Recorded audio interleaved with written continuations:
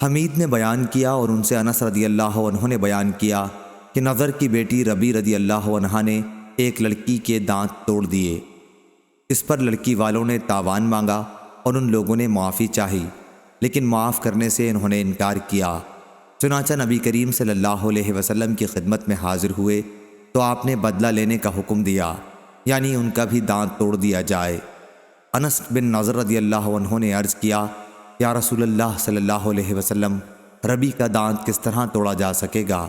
نہیں، اس ذات کی قسم جس نے آپ کو حق کے ساتھ مبعوث فرمایا ہے، اس کا دانت نہیں توڑا جائے گا۔ حضور صلی اللہ علیہ وسلم نے فرمایا، انس، کتاب اللہ کا فیصلہ تو بدلہ لینے قصاص ہی کا ہے۔ چنانچہ یہ لوگ راضی ہو گئے اور معاف کر دیا۔